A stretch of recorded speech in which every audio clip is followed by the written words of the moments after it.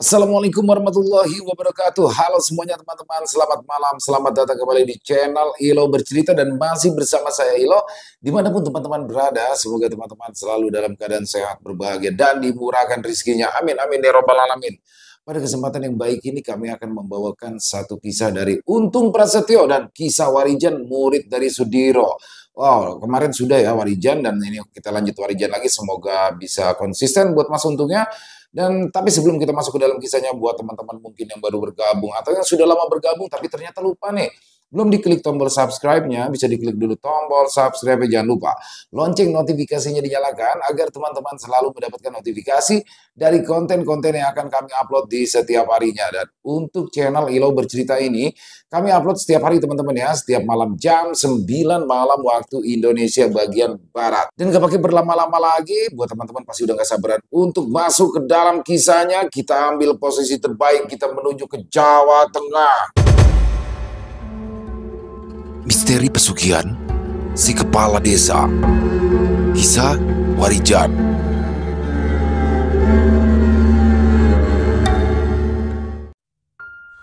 Warijan yang baru saja berhasil menguak misteri dan teror mencekam di desa tempat tinggal Marwan, pada awalnya hendak langsung ingin melanjutkan laku lampanya kembali. Sore itu, ketika dia berpamitan kepada Marwan, Bandi, Kandar, dan juga Sarip, Warijan malah diminta untuk tinggal beberapa hari lagi di desa tersebut. Rasa penasaran Marwan dan yang lainnya akan misteri yang masih tersisa dari teror yang terjadi membuat mereka meminta Warijan untuk menjelaskan detail peristiwa tersebut. Warijan yang pada awalnya bersikeras untuk melanjutkan perjalanannya akhirnya merasa tersentuh oleh permintaan Marwan, Bandi, Kandar, dan juga Sarip yang masih diliputi rasa ketakutan dan juga rasa penasaran itu. Sore hari, di bawah langit yang mulai memerah, Warijan akhirnya memutuskan untuk memenuhi permintaan mereka. Dan dengan senyum yang penuh ketulusan, Warijan mengangguk lalu berkata bahwa ia akan tinggal beberapa hari lagi untuk memastikan kondisi desa tersebut benar-benar aman. Ketika malam tiba, rumah Marwan yang biasanya terasa sunyi dan sepi saat itu dipenuhi oleh obrolan-obrolan santai dan sedikit canda tawa. Bandi, Kandar, Sarip, dan beberapa warga lainnya sengaja datang ke rumah Marwan untuk menemani Warijan. Selain itu, mereka tentunya sangat ingin mendengar cerita Warijan tentang teror yang menimpa desa tersebut. Bandi dan Kandar yang merupakan korban langsung dari teror yang terjadi itu merasa ingin tahu dengan apa yang sebenarnya terjadi. Hal itu dikarenakan rasa sedih masih menyelimuti hati mereka setelah mereka kehilangan buah hati yang belum lama lahir ke dunia. Warijan pun terus dipaksa untuk menceritakan langsung tentang apa motif dari sosok makhluk gaib yang meneror desa mereka itu. Akan tetapi, dia tidak menceritakan semua yang ia ketahui dan juga siapa sebenarnya dalang di balik teror yang telah merenggut beberapa korban jiwa itu. Warijan memahami betul rasa kehilangan yang dialami oleh Bandi dan Kandar sebagai ayah yang baru saja kehilangan buah hati mereka. Pertanyaan-pertanyaan yang menggantung di benak mereka adalah hal yang sangat wajar. Ketika Bandi dan Kandar mendesaknya untuk menjelaskan lebih detail tentang makhluk gaib yang telah merenggut nyawa anak-anak mereka, Warijan hanya bisa menatap mereka dengan sorot mata penuh simpati. Walau sempat merasakan sebuah dilema, namun Warijan merasa tidaklah bijaksana untuk dia menceritakan seluruh kebenaran yang ia temukan. Dia tahu bahwa di balik teror gaib yang melanda desa tersebut ada sosok manusia yang menjadi dalang di balik terbukanya gerbang gaib itu, dan mengungkap identitasnya hanya akan menimbulkan kekacauan dan ketakutan yang lebih besar di kalangan warga desa. Warijan memilih untuk menyederhanakan ceritanya. Dia mengatakan bahwa makhluk-makhluk itu adalah roh jahat yang terlepas dari alam gaib akibat ritual terlarang. Namun, dia sengaja tidak menyebutkan siapa yang bertanggung jawab atas ritual tersebut. Dia menjelaskan bahwa makhluk-makhluk itu tertarik pada energi kehidupan yang kuat seperti yang dimiliki oleh bayi-bayi yang baru lahir. Itulah sebabnya mereka menjadi target utama. Mendengar penjelasan itu, Bandi dan Kandar hanya bisa mengangguk pelan. Meskipun terlihat jelas bahwa mereka masih belum sepenuhnya puas, mereka merasakan bahwa ada sesuatu yang masih disembunyikan oleh Warijan, tetapi rasa hormat dan kepercayaan yang telah mereka bangun selama masa-masa sulit itu membuat mereka tidak berani mendesak lebih jauh. Warijan kemudian meyakinkan mereka bahwa makhluk-makhluk gaib itu telah dikalahkan, dan selama warga desa menjaga nilai-nilai kebijaksanaan leluhur, maka desa mereka akan terlindungi. Dia pun menegaskan bahwa tidak ada lagi ancaman dari dunia gaib selama mereka tidak memancingnya dengan tindakan yang ceroboh. Malam itu, setelah perbincangan dengan Bandi, Kandar, Sarip, dan yang lainnya selesai, Warijan memilih menyendiri di beranda rumah panggung milik Marwan.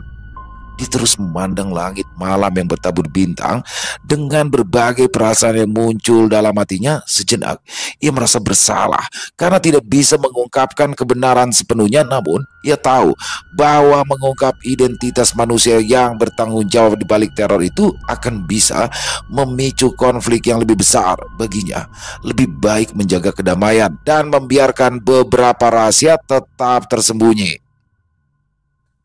Warijan sadar bahwa tugas di desa ini belum benar-benar selesai. Meskipun teror telah berhenti, ia masih merasakan adanya sesuatu yang gelap yang membayangi desa itu. Mungkin suatu hari nanti, jika ancaman itu datang lagi, dia harus kembali dan menghadapi apa yang telah ia tinggalkan. Namun untuk saat ini, Warijan tetap memutuskan untuk melanjutkan perjalanannya. Dia akan meninggalkan desa dengan berat hati, namun dengan harapan bahwa kedamaian akan kembali menyelimuti warga yang telah mempercayainya. Dan setelah mendapatkan kembali kedamaian dalam hati dan pikirannya, Warijan pun merebahkan tubuh lelahnya untuk beristirahat walau hanya beralas tikar pandan dan berselimut angin malam. Ketika pagi tiba, Warijan yang sedang menikmati suguhan teh hangat dan jagung rebus bersama Marwan dan Sari dikejutkan oleh kedatangan Bandi yang tampak terengah-engah. Kedatangan Bandi ke rumah Marwan pagi itu mengabarkan jika ada seorang warga desa yang ditemukan meninggal dunia di rumahnya dengan kondisi yang mengenaskan. Kiparna, yang merupakan salah seorang sesepuh desa yang tinggal seorang diri di rumahnya itu, meninggal dengan tubuh membiru serta ada bekas luka memar di beberapa bagian tubuhnya.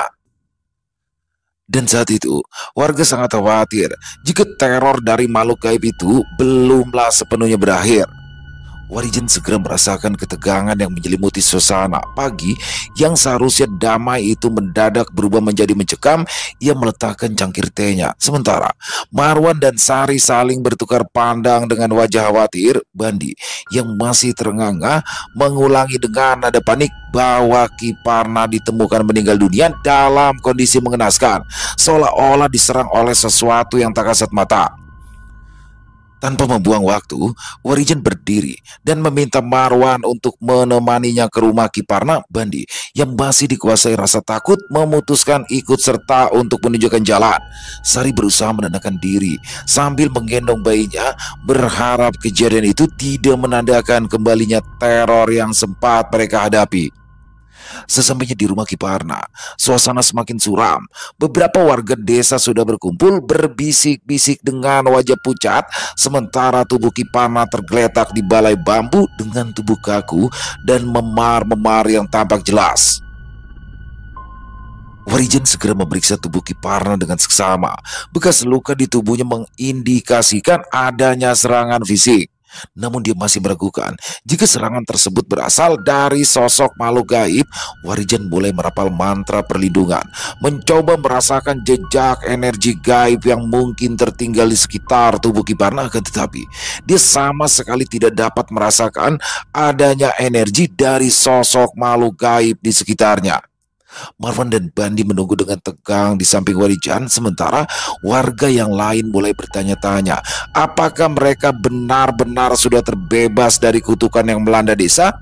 Setelah beberapa saat, Warijan membuka matanya lalu menatap Marwan dengan tatapan serius. Dia tahu bahwa ini bukan serangan makhluk gaib yang sama, melainkan serangan dari seseorang yang memang berniat untuk menghabisi Kiparna.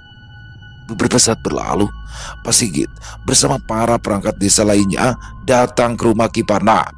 Di antara rombongan Pak Sigit itu, terlihat seseorang yang berpenampilan berbeda dari warga lainnya. Warijan menatap dengan penuh perhatian. Ketika rombongan Pak Sigit mendekat, para warga yang berkumpul di sekitar rumah Kiparna segera memberi jalan dan membiarkan para perangkat desa itu lewat. Terlebih lagi, orang-orang yang berada di tempat itu dibuat kagum dengan sosok lelaki parubaya yang memiliki rambut panjang beruban dan ditutupi dengan kain batik khas daerah setempat. Karena sosok itu terlihat lebih seperti seorang dukun sakti. Kedatangan Pak Sigit yang merupakan kepala desa setempat itu membuat Warijan mundur dan mengambil jarak dari tempat jasad Kiparna berada. Hal itu terjadi karena Warijan yang awalnya tidak merasakan adanya energi gelap tiba-tiba saja merasakan aura hitam dan energi yang kuat yang berasal dari sosok lelaki yang dipanggil dengan sebutan Kimarta oleh Pak Sigit. Setelah beberapa saat, ia mengamati tubuh kaku yang penuh luka lebam. Pak Sigit dan beberapa orang lainnya akhirnya sepakat untuk segera memandikan jenazah Kiparna dan segera menguburkannya di pemakaman desa sebelum sore tiba. Bersamaan dengan itu, di tengah warga yang berkumpul di rumah Kiparna, Pak Sigit pun lalu membuat pengumuman tentang penyebab kematian salah satu sesepuh desa itu. Pak Sigit yang terus didampingi oleh Kimarta mengatakan jika desa mereka kembali mengalami teror mencekam yang tidak hanya mengincar sosok bayi, tapi sosok yang sudah menghabisi nyawa Kiparna itu bisa menyerang siapa saja yang berada di luar rumah pada malam hari. Pak Sigit juga mengatakan, jika apa yang telah dilakukan oleh Warijan belum dapat membantu desa mereka keluar dari masalah besar ini. Mendengar hal itu, tentu saja Warijan merasa terkejut dan merasa kecewa setelah perjuangannya sama sekali tidak dihargai oleh kepala desa itu. Akan tetapi, dia segera menepi semua itu. Warijan yang hampir kehilangan rasa keikhlasannya itu langsung menghela nafas dan membuang jauh prasangka buruk di hatinya. Dan saat itu juga, Pak Sigit memperkenalkan Kimarta sebagai sosok pelindung mereka yang akan melindungi desa. Kepala desa itu juga mengatakan jika Kimarta akan menjadi juru kunci yang menggantikan Eyang Rambit yang telah meninggal dunia beberapa waktu yang lalu. Dia juga menolak kedatangan sang juru kunci pengganti yang bernama Arya yang merupakan cucu dari Eyang Rambit. Pak Sigit di sini mengatakan jika Arya bukan lagi bagian dari desa mereka setelah Arya pergi meninggalkan desa dan kewajibannya sebagai juru kunci pengganti di desa itu. Marwan dan Bandi serta semua warga desa yang berada di tempat itu sempat dibuat terkejut oleh apa yang disampaikan Pak Sigit. Tapi sebagai warga biasa, mereka tidak berani bertanya apapun tentang semua yang telah disampaikan sang kepala desa. Sebelum pergi, Pak Sigit pun menghampiri Warijan yang saat itu masih bersama Marwan dan Bandi. Tanpa sedikit rasa ragu, Pak Sigit langsung meminta Warijan untuk pergi meninggalkan desa karena dia yang dianggap tidak mampu menyelesaikan permasalahan di desa itu. Pak Sigit dengan tegas mengatakan, jika Warijan tidak segera pergi, maka warga desa lah yang akan memintanya untuk pergi karena dia dianggap telah gagal dan telah membangkitkan kekuatan jahat lainnya yang jauh lebih besar. Warijan hanya menatap Pak Sigit dengan tatapan tenang. Meski hatinya bergemuruh, ia mendengarkan setiap kata yang keluar dari mulut kepala desa itu tanpa menyela. Marwan dan Bandi yang berada di sampingnya tampak gelisah, merasa tidak terima dengan perlakuan yang diterima Warijan setelah semua usaha yang telah dilakukan untuk melindungi desa. Namun, Warijan menahan mereka agar tidak bereaksi berlebihan. Pak Sigit kemudian berbalik dan meninggalkan mereka dengan langkah yang mantap, diikuti oleh Kimarta yang tersenyum tipis seolah menyiratkan kemenangan. Warga desa yang mendengar pengumuman tersebut mulai berbisik-bisik. Sebagian mulai meragukan kemampuan Warijan, sementara yang lain tampak bimbang tidak tahu siapa yang harus dipercaya. Setelah suasana kembali tenang, Warijan menarik nafas panjang dan menatap Marwan serta Bandi yang masih setia menemani. Dengan raut wajah yang penuh penyesalan, Warijan yang sebenarnya mengetahui apa yang terjadi di desa itu mulai berpikir untuk mencari cara agar dia dapat bertahan di desa dan menguak misteri yang ada. Dia tahu bahwa dirinya harus bertindak lebih cepat jika ingin menyelesaikan masalah ini sebelum benar-benar dipaksa pergi tanpa membuang waktu. Warijan, Marwan dan Bandi segera mencari Kandar dan Sarip. Setelah beberapa saat berlalu, mereka pun akhirnya kembali berkumpul di rumah Marwan untuk membicarakan masalah di desa yang semakin rumit. Warijan yang kini diselimuti rasa penyesalan karena tidak langsung menceritakan apa yang sebenarnya terjadi kepada Marwan, Bandi, Kandar dan Sari pun kembali mengalami dilema. Di satu sisi, dia ingin menjaga sebuah rahasia besar yang ada di desa itu tanpa menyalahkan pelaku utama dari teror yang telah terjadi. Tapi di sisi lain, dia dihadapkan dengan kenyataan sulit dan juga dapat membuatnya menjadi orang yang disalahkan atas apa yang kini kembali menimpa desa tersebut. Sebaiknya sampean tidak berada di rumah ini, Mas. Karena saya yakin sebentar lagi warga akan datang ke rumah ini dan meminta sampean untuk segera pergi dari desa ini, ujar Marwan yang membuat Warijan tersadar dari lamunannya. Ya Mas, benar Mas. Sebaiknya sampean bersembunyi saja dulu, imbus Sarip sambil menatap Warijan dengan wajah sendu. Baiklah, kalau begitu saya akan pergi ke lembah itu lagi. Sepertinya itu adalah tempat yang paling aman, balas Warijan yang masih terlihat tenang. Sepertinya tidak ada lagi tempat untukmu di desa ini, seru Kandar dengan suara lantang sambil berdiri dan menunjuk ke arah Warijan. Jika kamu tidak mengatakan apa yang sebenarnya terjadi di desa ini, maka aku sendiri yang akan mengusirmu dari desa ini, imbu Kandar dengan tegas. Dar, sabar Dar, kamu itu jangan emosi. Ingat Dar, Mas Warijan ini sudah mempertaruhkan nyawanya demi untuk menolong kita, balas Marwan yang berusaha menenangkan Kandar. Ya, itu benar Wan, memang benar. Tapi sayangnya, dia ini tidak pernah berkata jujur tentang apa yang sebenarnya terjadi. Dan aku sangat yakin, jika dia ini sudah menyembunyikan sesuatu dari kita, balas Kandar dengan sorot mata tajam ke arah Warijan. Benar, benar apa yang sudah dikatakan oleh Mas Kandar. Saya memang telah menyembunyikan sebuah rahasia besar di desa ini. Apa yang saya ketahui, sengaja saya sembunyikan agar tidak menimbulkan masalah lainnya, balas Warijan dengan tenang. Tapi sekarang sepertinya tidak ada lagi gunanya untuk menutupi semua kebenaran ini, imbu Warijan lagi yang meminta Kandar dan Marwan tenang terlebih dahulu.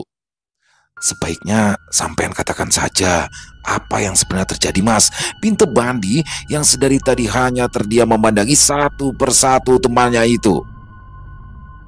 Iya Mas, karena kebenaran itu pasti akan menemukan jalannya sendiri untuk diketahui, imbu Sarip seraya meminta Warijan berkata jujur pada mereka. Baiklah, jawab Warijan yang tetap terlihat tenang. Yang menjadi dalang di balik kematian bayi-bayi di kampung ini adalah bapak kepala desa sendiri, ucap Warijan yang sontak membuat Marwan, Kandar, Bandi dan Sarip terkejut dibuatnya. Malam nanti akan aku ceritakan semua di lembah pertama sebelum lembah tempat pohon besar itu berada. Datanglah ke sana. Aku harus pergi sekarang, imbu Warijan yang segera mengambil pakaiannya yang ada di dalam tas hitam dan berjalan ke arah belakang rumah Marwan. Setelah Warijan pergi meninggalkan rumah Marwan, tidak lama kemudian datang beberapa orang warga ke rumah Marwan dan menanyakan keberadaan Warijan. Bandi yang masih percaya dengan Warijan pun mengatakan jika pemuda itu telah pergi dari desa setelah mereka sampai di rumah Marwan. Karena tidak percaya dengan apa yang telah diucapkan oleh Bandi, orang-orang yang tampaknya sudah terprovokasi oleh Pak Sigit bersikeras menggeledah rumah Marwan untuk mencari keberadaan Warijan. Dengan tenang, Marwan pun mempersilahkan orang-orang itu masuk dan meminta istrinya untuk keluar dari kamar. Marwan tetap tenang. Meskipun ada ketegangan yang mulai meningkat, dia tahu situasi ini tidak akan mudah. Terlebih lagi setelah desas-desus yang disebarkan oleh Pak Sigit tadi. Warga yang datang dengan wajah penuh kecurigaan dan ketegangan itu mulai mengelilingi rumah Marwan. Beberapa dari mereka bahkan mulai membentak dan bertanya dengan kasar kepada Marwan, Bandi, Kandar, dan juga Sarip. Kemana bocah itu? Apa yang telah terjadi dengan desa kita? Apa benar dia telah pergi begitu saja? Tanya seorang lelaki parubaya dengan wajah sangarnya. Marwan menghela nafas panjang, mencoba tetap sabar menghadapi tuduhan-tuduhan yang tak berdasar itu. Dia menatap Bandi yang berdiri di sampingnya dengan pandangan yang penuh pengertian. Bandi yang masih terluka karena kehilangan anaknya kini hanya bisa mengangguk dengan pasrah, setuju dengan penjelasan yang sudah disampaikan oleh Marwan. Warijan telah pergi, ucap Bandi dengan suara pelan. Meskipun suaranya sedikit bergetar, namun sepertinya ucapan Bandi tidak cukup bagi beberapa warga yang masih dikuasai kecurigaan. Salah satu dari mereka melangkah maju, lalu berkata, "Kami tidak percaya begitu saja. Sekarang katakan, apa yang terjadi sebenarnya? Apakah Warijan pergi setelah dia berhasil membunuh Kiparna? Dia pasti terlibat dengan kekuatan jahat itu," ujar salah satu warga lainnya dengan sorotan tajam yang menatap ke arah Marwan. Dengan suara yang lebih keras, Marwan pun akhirnya berkata, "Kami tahu bahwa kalian juga merasa cemas. Kami juga merasakan itu. Tapi Warijan bukanlah musuh kita. Justru dia yang telah melindungi kita dari ancaman yang lebih besar. Jika kalian benar-benar peduli dengan keselamatan desa ini, maka sekarang adalah saatnya kita untuk bersatu, bukan terus saling curiga," seru Marwan dengan tegas. Di antara kerumunan itu, beberapa wajah mulai tampak berpikir, namun mereka masih tetap terbelah. Sebagian percaya kepada Marwan, sementara sebagian lagi tidak dapat melepaskan pengaruh dari Pak Sigit dan juga Ki Marta. Dengan suara yang tenang namun sangat berwibawa, pada akhirnya Kandar pun kembali menegaskan jika Warijan telah pergi dari rumah Marwan. Dan jika mereka ingin menyusulnya, Kandar pun memberitahu jika Warijan pergi melalui lembah di mana tempat pohon keramat berada. Karena setelah lembah ada hutan dan perbukitan yang memiliki jalan setapak menuju desa lainnya. Setelah suasana kembali tenang dan warga yang tadinya berkerumun mulai pergi, Kandar, Bandi, Marwan, dan Sarip berkumpul di ruang tamu rumah Marwan. Meskipun perasaan mereka masih tidak menentu, terutama dengan ketegangan yang baru saja terjadi. Mereka tahu bahwa satu-satunya cara untuk menyelesaikan masalah ini adalah dengan menemui Warijan yang saat ini diyakini berada di lembah pertama sebelum lembah tempat pohon keramat berada. Malam sudah mulai berayap dan mereka tahu bahwa perjalanan menuju lembah itu tidak akan mudah. Lembah yang dimaksud itu memang terletak agak jauh, melintasi jalan setapak yang berbatu dan dikelilingi oleh pepohonan lebat. Namun mereka semua memiliki tekad yang sama, yaitu untuk mencari jawaban dari permasalahan yang ada serta membantu Warijan jika ada yang masih bisa dilakukan. "Warijan tidak akan pernah meninggalkan kita begitu saja," ujar Marwan dengan penuh keyakinan. "Meskipun kita tidak sepenuhnya mengerti apa yang terjadi, tapi dia pasti memiliki alasan untuk menyembunyikan apa yang sebenarnya terjadi di desa ini," imbu Marwan lagi. Kandar yang tampaknya masih terhanyut dengan rasa kehilangan mengangguk perlahan. "Aku ingin tahu apa yang sebenarnya terjadi, Wan. Kita harus menemui Warijan dan mendapatkan jawaban dari semua ini," sambung Kandar dengan tenang. Sarip yang biasanya lebih pendiam menatap keluar jendela rumah, memperhatikan langit yang mulai gelap. "Aku khawatir," ujar singkat. "Jika kita tidak segera menemui Warijan, sepertinya akan ada hal yang lebih buruk lagi dari teror mencekam itu. Aku takut kita tidak bisa menghentikan apa yang telah dimulai sejak lama," imbu Sarip yang membuat Marwan, Bandi, dan juga Kandar mengangguk pasti. "Warijan itu sudah banyak membantu, meskipun dia tidak mendapatkan apa yang seharusnya dia terima dari kepala desa," sambung Marwan sambil menghela nafas panjangnya. Setelah masing-masing merasa yakin tentang apa yang disampaikan oleh Warijan sebelum dia pergi sore tadi, akhirnya Marwan, Kandar, Bandi bersiap untuk menemui Warijan di lembah pertama, sedangkan Sarip diminta menjaga anak dan istri mereka yang saat itu berada di satu tempat yang sama, yaitu di rumah Marwan. Dengan tekad yang sudah bulat, ketiganya pun melangkah keluar dari rumah Marwan di malam yang mulai gelap. Udara dingin dari pegunungan yang menyelimuti desa membuat perjalanan mereka terasa lebih berat. Namun, rasa takut yang mereka alami tak sebanding dengan rasa tanggung jawab yang ada di dalam hati mereka. Mereka tahu perjalanan ini bukan hanya untuk diri mereka sendiri, tetapi juga untuk masa depan desa mereka dan untuk anak-anak yang tak berdosa dan keluarga mereka yang masih bertahan hidup. Sarip yang tinggalkan di rumah Marwan merasakan beban berat menjaga anak-anak yang masih bayi serta menjaga istri mereka semua membuatnya tak bisa lagi hanya diam. Meski tugasnya adalah melindungi mereka, Sarip merasa dirinya lebih baik berada di sisi teman-temannya berjuang melawan kegelapan yang mengancam. Namun dia tahu kali ini ia harus lebih sabar karena perjalanan mereka belum tentu akan mudah dan waktu yang mereka miliki semakin sedikit.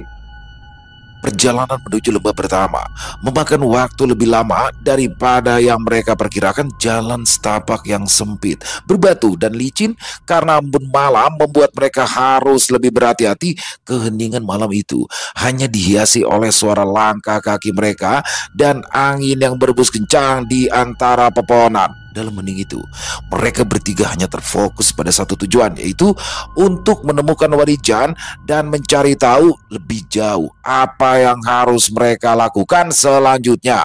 Akhirnya, setelah menempuh kurang lebih 1 jam perjalanan, mereka pun tiba di lembah pertama. Tempat yang berada sebelum lembah pohon keramat berada. Suasana yang semula tampak tenang dan damai kini terasa sangat berbeda.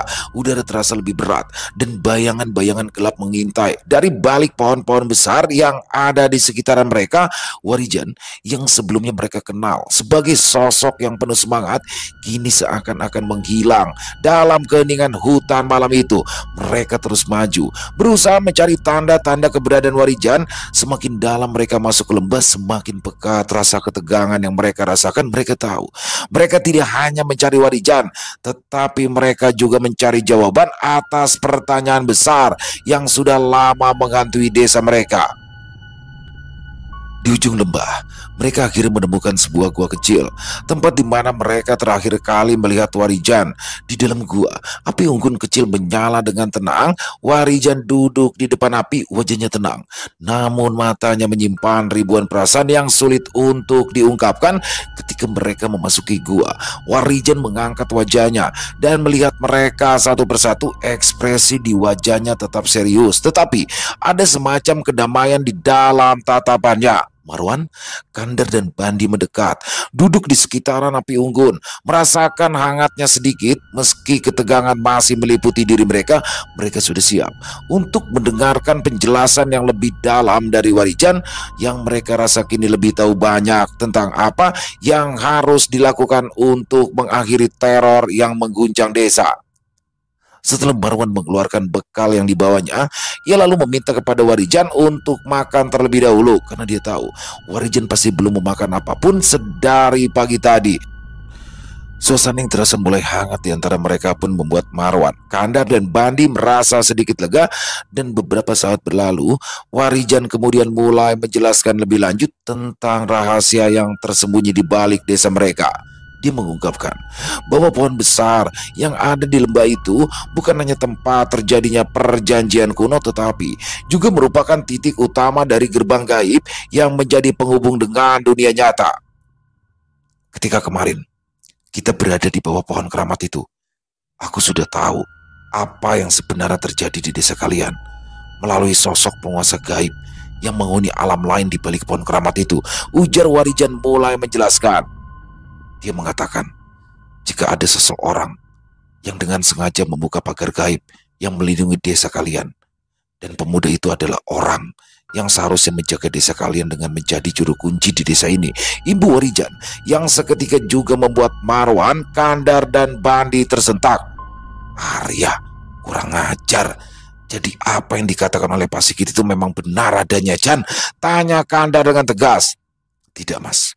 Semua tidak seperti apa yang kalian pikirkan, jawab Warijan sambil menatap ke arah Kandar, Marwan, dan Bandi bergantian. Dalang dibalik semua ini justru adalah Pak Sigit. Selain menjadi kepala desa, dia juga sangat berambisi menguasai seluruh desa dengan caranya. Dan Pak Sigit juga berniat untuk mendapatkan kekayaan secara cepat melalui bantuan dari sosok makhluk gaib yang bernama Braja Musti. Sambung Warijan menjelaskan. Lalu bagaimana bisa? Kenapa Arya juga ikut membantu Pak Sigit, Jan? Tanya Kandar semakin penasaran. Setelah kematian kakeknya, Arya seharusnya menjadi juru kunci desa ini. Tapi setelah mendapatkan ancaman dari Pak Sigit dan orang-orangnya, Arya terpaksa membuka pagar gaib yang melindungi desa ini dengan ajian-ajian yang telah dikuasainya dari sang kakek. Setelah itu, Arya memilih pergi bersama ibu dan adiknya keluar dari desa demi keselamatan mereka. Jawab Warijan yang membuka semua misteri di desa itu. Bagaimana kau bisa tahu semua itu, Jan? Apa yang kau katakan itu sepertinya sulit untuk dipercaya, balas Kandar sambil tersenyum yang seolah meledek. Aku tahu semuanya. Setelah sosok Braja Musti menceritakannya kepadaku, dia mengatakan jika Pak Sigit telah mengikat perjanjian dengannya melalui tentara Ki Marta. Jawab Warijan lagi dengan tegas. Mereka semua terdiam mencerna apa yang telah dikatakan oleh Warijan. Ternyata masalah yang dihadapi di desa mereka jauh lebih rumit daripada yang mereka bayangkan. Dan ini bukan hanya soal mengalahkan makhluk gaib atau menghentikan teror, tapi juga soal mengungkap sebuah kebenaran dan menuntut keadilan. Lalu bagaimana caranya kita mengungkap kebusukan Pak Sigit ya? Tanya Bandi yang sedari tadi hanya menyimak apa yang dibicarakan oleh Warijan. Kalian harus membawa Arya kembali ke desa. Dan untuk hal lainnya, biar aku yang mengurus. Jawab Warijan penuh keyakinan. Sekarang pulang. Pulanglah ke rumah kalian. Biar malam ini aku berada di sini. Imbu Warijan lagi. Setelah mengetahui kebenaran yang selama ini tersembunyi, Marwan, Kandar, dan Bandi merasakan beban yang semakin berat di hati mereka. Mereka kini memahami bahwa kunci untuk menyelesaikan masalah yang mengancam desa mereka bukan hanya pada keberanian mereka dalam menghadapi kekuatan gaib, tetapi juga pada Arya yang merupakan cucu dari Eyang Rambit yang memiliki potensi untuk menjadi pengganti juru kunci yang sebenarnya. Namun, perjalanan untuk membawanya kembali ke desa bukanlah hal yang mudah. Arya yang selama ini telah hidup jauh dari desa dan ke dunia yang lebih mapan di kota, pastinya tidak tahu apa yang sebenarnya terjadi di desanya saat itu. Marwan, Kandar, dan Bandi menyadari bahwa mereka harus menyampaikan semua kebenaran yang telah mereka ketahui kepada Arya. Tetapi mereka juga harus berhati-hati. Tidak semua orang bisa menerima kenyataan bahwa mereka terikat pada kekuatan dan takdir yang jauh lebih besar dari yang mereka inginkan. Mereka harus bisa meyakinkan Arya bahwa kembali ke desa bukan hanya tentang tanggung jawab serta haknya untuk memenuhi warisan leluhur, tetapi juga tentang menyelamatkan orang-orang yang mereka cintai. Setelah melalui malam yang melelahkan dan juga mendebarkan, pagi harinya Marwan mengajak Kandar dan Bandi serta Sarip untuk merencanakan langkah mereka selanjutnya. Mereka harus pergi ke kota tempat Arya tinggal. Meskipun mereka tahu itu berarti meninggalkan desa yang sedang berada dalam ketidakpastian. Meskipun keadaan di desa sudah tenang setelah keberhasilan Warijan menaklukkan sosok makhluk gaib bernama Braja Musti, tapi masih ada ancaman yang mengintai desa mereka. Akan tetapi tanpa kembalinya Arya, maka sudah pasti usaha mereka sia-sia. Mereka berempat akhirnya membagi tugas. Bandi dan Kandar memutuskan untuk berangkat secepatnya ke kota, sementara Marwan dan Sari bertugas menjaga keselamatan keluarga mereka. Dalam perjalanannya, pikiran mereka penuh dengan berbagai pertanyaan, bagaimana cara mereka untuk bisa meyakinkan Arya kembali. Dan akankah ada waktu bagi mereka untuk kembali ke desa tepat waktu jika Arya setuju membantu mereka? Di sisi lain, Warijan yang juga memiliki tanggung jawab besar untuk menyelesaikan semua permasalahan di desa itu memilih kembali menemui sosok Brajamusti. Hal itu sengaja dilakukannya untuk meminta Brajamusti membantu dalam mengungkap kebusukan yang telah dilakukan oleh Pasigit dan juga Kimarta. Warijan memutuskan untuk kembali ke lembah tempat pohon keramat yang menjadi gerbang gaib untuk menuju tempat Brajamusti berada. Setelah berhasil menembus dimensi lain, pada akhirnya Warijan pun dapat kembali bertemu dengan sosok Brajamusti yang terlihat duduk di atas singgasana bersama beberapa pengawalnya. Tanpa sedikit pun rasa ragu, Warijan yang telah membuat pelindung gaib dengan ajian-ajian yang dimilikinya terus melangkah ke arah singgasana sang penguasa alam gaib tersebut. "Apa yang bisa aku bantu, anak muda?" Tanya sosok Brajamusti yang masih berwujud sosok hitam besar dengan mata merah menyala. "Menghentikan orang yang telah kau bantu selama ini, Braja," jawab Warijan dengan tegas. "Lalu, apa imbalan yang pantas untukku setelah aku membantumu?" Tanya sosok Brajamusti dengan tegas sambil perlahan merubah wujudnya menjadi seorang pemuda bertubuh besar dengan jubah perangnya. Tidak ada imbalan apapun, Braja," jawab Warijan yang juga mulai mengeluarkan energi besar dari sukmanya. "Kurang ajar, berani-beraninya kau menantangku," balas sosok Brajamusti yang telah mengetahui tujuan Warijan yang sebenarnya. Ya, kedatangan Warijan yang memang ingin meminta bantuan kepada sosok Brajamusti itu memang sudah ia rencanakan sejak awal. Dia tahu jika dirinya harus menaklukkan sosok penguasa alam gaib di sebuah tempat itu agar dia tidak perlu memberikan imbalan apapun padanya, dan dengan persiapan matang, Warijan bertekad untuk dapat mengalahkan Brajamusti di alam tempatnya berkuasa. Walau tidak semudah ketika ia mengalahkan Brajamusti di dunia nyata, tapi Warijan telah mempersiapkan diri dengan tekad yang bulat. Dia mulai menyerang Brajamusti dengan ajian tapak geni yang dipadu dengan ajian sindung geni. Pertempuran gaib pun seketika pecah dan energi liar dari serangan Warijan dan juga Brajamusti seketika itu juga memporak-porandakan istana kecil yang dihuni beberapa makhluk gaib di bawah kekuasaan Brajamusti. Warijan tahu Brajamusti adalah salah satu penguasa alam gaib yang tidak bisa dianggap remeh. Kekuatan Brajamusti bukan hanya berasal dari ilmu kesaktian sosok itu sendiri, tetapi juga dari hubungan yang erat dengan kekuatan-kekuatan gaib yang telah ada sejak zaman dahulu. Dalam pertempuran mereka sebelumnya, Warijan sudah bisa merasakan aura kuat yang dimiliki oleh Brajamusti, dan itu membuatnya semakin yakin bahwa jika dia bisa mengalahkan Brajamusti di alamnya, maka sosok itu akan mematuhi apapun yang ia perintahkan. Pertempuran di alam gaib antara Warijan dan Brajamusti berlangsung dengan sangat sengit. Setiap serangan dari Warijan yang membawa kobaran api langsung membakar segala sesuatu di jalurnya, sementara Brajamusti dengan kekuatan gaib yang sangat besar menghalau setiap serangan dengan energi hitam yang seolah tak terhingga. Pertempuran ini bukan hanya soal fisik atau kemampuan beradu tenaga, tetapi juga tentang kehendak dan takdir, sebuah ujian di mana keduanya mengukur batas kemampuan mereka di alam yang tak terlihat oleh mata manusia. Warijan memfokuskan seluruh kekuatannya pada ajian tapak geni, sebuah ajian yang memungkinkan dia mengalirkan energi api dari dalam sukmanya, mengubah setiap serangan menjadi gelombang panas yang mampu membakar bahkan makhluk gaib yang paling kuat sekalipun. Bersama dengan itu, ajian sindung geni menambah kekuatan serangannya, memperkuat setiap getaran energi panas yang keluar dari tubuhnya. Serangan itu begitu dahsyat, meluncur bagaikan petir yang menyambar dari langit, memporak-porandakan segala yang ada di hadapannya. Tapi Brajamusti bukanlah lawan yang mudah. Ia melawan dengan penuh kewaspadaan, menanggapi setiap serangan Warijan dengan kekuatan yang jauh lebih gelap dan jauh lebih dalam. Di balik tubuh raksasanya yang diselimuti oleh kabut hitam, Braja Musti mengumpulkan energi dari segala arah. Dia menggenggam kekuatan alam gaib menyerap setiap sentuhan energi yang ada di sekitaran untuk membalas serangan Warijan. Sebuah ledakan besar terjadi ketika kedua kekuatan tersebut bertabrakan, menyebabkan gelombang energi yang menghancurkan segala sesuatu di sekitarnya.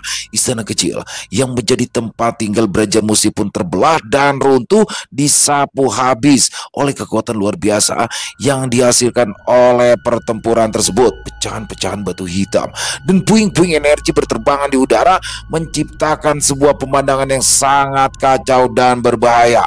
Meskipun tubuhnya terasa dihimpit oleh energi luar biasa, tetapi Warijan tidak berhenti. Dia tahu inilah saat yang paling menentukan. Jika dia bisa mengalahkan Braja Musti di alamnya ini, maka dia akan memiliki kendali atas semua makhluk gaib yang berada di bawah kekuasaannya. Tidak hanya itu, dengan kekalahan Braja Musti, energi gelap yang selama ini menguasai desa akan terputus dan kegelapan yang menghantui Marwan, Kandar, Bandi dan seluruh warga desa akan hilang. Dengan satu gerakan cepat, Warijan mengalirkan seluruh energi murninya, mengerahkan kekuatan ajian tapak geni ke pusat alam gaib yang menjadi sumber dari kekuatan Braja Musti. Api besar yang muncul dari serangan itu menggulung seluruh istana tempat Braja Musti berdiri, memaksa si penguasa gaib tersebut untuk mundur. Tapi Braja Musti tidak menyerah begitu saja. Ia mengeluarkan teriakan yang menggema di seluruh alam gaib tempatnya berada dan mengirimkan gelombang energi yang lebih besar yang mencoba menekan Warijan. Kekuatan Braja Musti sangat dahsyat, hampir tak terbayangkan, dan semakin lama semakin menguat. Tempat di sekitaran mereka tampak berputar, sementara Warijan merasa tubuhnya terhimpit oleh energi kegelapan yang semakin menggulung. Dalam detik-detik yang sangat genting bagi Warijan, tiba-tiba datang sebuah kekuatan besar yang membantunya menjinakkan energi yang diempaskan oleh Braja Musti. Dan hanya dalam waktu yang singkat, kekuatan besar yang ternyata berasal dari Widanu itu menggulung tubuh Braja Musti hingga ia terpelanting lalu tumbang tidak berdaya. "Terima kasih Danu, kau memang selalu datang di waktu yang tepat," bisik Warijan dalam hatinya. "Gunakan keris pusaka makhluk gaib itu untuk penaklukannya, Mas," balas suara Widanu yang terdengar dengan jelas di kepalanya. "Baik, sekali lagi terima kasih untuk bantuanmu Danu," balas Warijan yang langsung melesat ke tempat Braja Musti terbaring lemah. Dan benar apa yang dikatakan oleh Widanu, jika sosok Braja Musti memiliki bila keris yang tersimpan di balik jubah perangnya. Dan setelah Warijan mendapatkan benda pusaka itu, sosok Braja Musti mengaku kalah dan berjanji akan setia mengikuti semua perintah Warijan. "Simpan keris itu dengan baik, karena aku akan berada di dalam keris itu dan akan ikut bersamamu kemanapun kau pergi," ujar sosok Braja Musti yang perlahan berubah wujudnya menjadi kepulan asap hitam, lalu masuk ke dalam bilah keris yang kini berada dalam genggaman Warijan. Setelah sukmanya kembali lagi ke dalam raga, Warijan tersenyum ketika mendapati Widanu masih berada di samping tubuhnya yang duduk bersila. Rupanya Warijan sudah merencanakan semuanya dengan meminta bantuan kepada Widanu untuk menaklukkan sosok Braja Musti. Dan setelah memastikan semuanya aman, Widanu pun berpamitan kepada Warijan untuk kembali pulang. Tidak lupa, Warijan menitipkan salam rindunya kepada sang guru yang tidak lain adalah ayah dari Widanu, Sudiro. Ketika matahari hampir tenggelam, Warijan pun memutuskan untuk kembali ke desa. Dan setelah menempuh perjalanan yang sulit, Warijan pun sampai di rumah Marwan. Akan tetapi, tanpa sepengetahuan Warijan, ternyata di rumah sahabatnya itu, Pak Sigit bersama Ki Marta dan juga orang-orangnya telah menunggu kedatangannya. Entah bagaimana bisa Pak Sigit mengetahui apa yang telah direncanakan oleh Warijan, Marwan, Kandar, Bandi, dan Sarip, sehingga Pak Sigit sudah bersiap untuk menghabisi Warijan yang dianggap menjadi satu-satunya orang yang dapat menggagalkan rencana besarnya. Setelah Warijan berhadapan langsung dengan Pak Sigit dan juga Ki Marta, dia tidak menyangka jika Ki Marta akan langsung menyerang dengan sebuah ajian yang membawa kilatan cahaya mematikan. Tapi Warijan yang selalu membentengi tubuhnya dengan ajian pelindung tidak mengalami luka dalam walaupun tubuhnya terpental beberapa langkah ke belakang. Aku memintamu pergi dengan baik, tapi ternyata kau memilih dengan cara yang lain, anak muda, ucap Pak Sigit dengan tatapan mata yang menyiratkan amarah. Aku tidak akan pergi sebelum bisa mengungkap kebusukanmu dan mengembalikan kedamaian di desa ini, Pak Kades, jawab Warijan sambil mempersiapkan serangan balasan. Akan tetapi sebelum Warijan melesatkan serangannya, tiba-tiba saja sosok Braja Musti mengatakan sesuatu yang membuat Warijan menahan untuk melepaskan ajian Sindung Geni bukan tanpa alasan. Kenapa Warijan melakukan hal itu? Dia menyadari jika ajian Sindung Geni dapat melukai orang-orang yang ada di sekitar Kimarta. Sesaat kemudian, Warijan pun meminta kepada Braja Musti untuk menangani Kimarta yang memiliki ilmu cukup tinggi itu. Selain tidak diketahui oleh warga yang ada di sekitaran, hal itu juga memberikan Warijan kesempatan untuk membongkar kebusukan Pak Sigit di depan para warganya. Kimarta yang awalnya terlihat sangat gagah dan berwibawa, perlahan mulai diselimuti ketakutan yang luar biasa. Tubuhnya mulai gemetar, mulutnya tidak berhenti merapal mantra. Sementara itu Warijan mulai menceritakan apa yang sebenarnya terjadi di desa itu di depan orang-orang yang semakin banyak berkumpul di rumah Marwan. Warijan mulai menceritakan tentang sosok Arya yang terus mendapatkan ancaman dari Pak Sigit melalui Kimarta, sehingga ia bersedia membuka pagar gaib yang melindungi desa sebelum Arya pergi meninggalkan desa. Dan tidak hanya itu, Warijan juga mengatakan jika Pak Sigit telah bersekutu dengan sosok makhluk gaib yang menghuni pohon keramat untuk mendapatkan kekayaan dan juga kekuasaan, Pak Sigit mengizinkan makhluk gaib tersebut mengambil tumbalnya sendiri yang tidak lain adalah bayi-bayi yang telah menjadi korban teror di desa itu. Bersamaan dengan itu, teriakan seorang pemuda menambah keterkejutan warga. Seorang pemuda yang sebaya dengan Warijan itu datang bersama Bandi dan juga Kandar. Marwan dan Sari pun tersenyum bahagia ketika mengetahui Kandar dan Bandi berhasil menemukan Arya dan membawanya kembali ke desa. Setelah semua ini telah diceritakan oleh Warijan, kesaksian Arya pun semakin membuat Pak Sigit terdiam seribu bahasa. Dan tidak lama kemudian, pengakuan dari Kimarta yang tubuhnya gemetar ketakutan itu menambah percaya warga desa setempat. Kimarta yang hanya dalam waktu singkat dapat ditaklukkan oleh Braja Musti pun akhirnya meminta maaf kepada seluruh warga atas semua kesalahannya dan meminta untuk dilepaskan. Akan tetapi, warga yang sudah merasa sangat kesal pun mulai melemparinya dengan batu hingga Kimarta mendapatkan luka di tubuhnya. Sementara itu, Pak Sigit yang tidak bisa mengelak lagi memilih untuk melarikan diri bersama kedua orang anak buahnya. Akan tetapi, Braja Musti yang masih berada di tempat itu tiba-tiba saja menampakkan diri dengan wujud yang sangat menyeramkan. Hal itu pun membuat Pak Sigit ketakutan dan jatuh pingsan. Tapi naasnya, ketika tubuh Pak Sigit sudah tidak berdaya, warga yang merasa sangat kesal pun mulai menghakiminya. Suasana di desa yang pada awalnya tegang, tiba-tiba saja berubah menjadi kekacauan yang tidak terkendali. Dengan teriakan penuh kemarahan, beberapa warga mulai melemparkan batu, kayu, dan benda apapun yang ada di tangan mereka. Braja Musti yang menyaksikan kejadian itu hanya tersenyum dingin, membiarkan manusia-manusia itu melampiaskan kemarahan mereka. Wujudnya yang mengerikan tampak berpendar di bawah sinar bulan yang samar, tetapi dia tidak ikut campur. Ini adalah hukuman yang telah lama dinanti oleh warga, hukuman dari mereka yang tertindas. Pak Sigit yang tak sadarkan diri pun menjadi sasaran amukan warga yang sudah hilang kendali. Mereka menyerang tanpa belas kasihan. Tubuhnya mulai dihujani pukulan, tendangan, dan lemparan batu hingga ia tewas dengan cara yang mengenaskan. Darah mengalir membasahi tanah bercampur dengan debu dan kotoran. Teriakan kemarahan dan tangis bercampur aduk dalam kerumunan massa yang tak terkendali.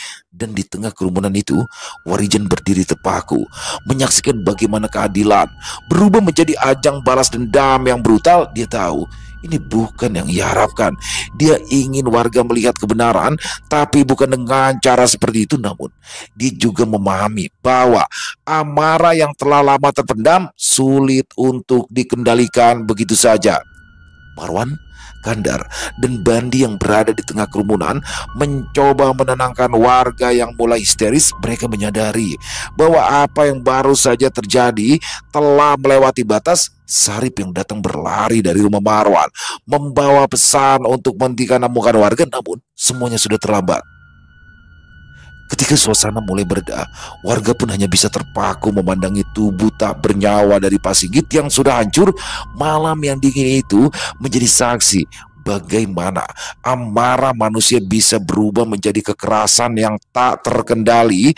Mereka mungkin telah membalaskan dendam, tetapi yang tersisa hanyalah kehancuran dan penyesalan. Warijan menarik nafas panjang, memandang Marwan dan yang lainnya. Dalam keheningan malam yang mulai merayap, Warijan berjalan menjauh dari kerumunan. Dia tahu tugasnya di desa ini belum selesai. Masih ada banyak hal yang perlu diperbaiki, terutama luka-luka yang kini menganga di hati para warga setelah kematian Pak Sigit. Namun dia juga tahu bahwa pengungkapan kebenaran ini akan membawa perubahan yang lebih baik untuk desa mereka.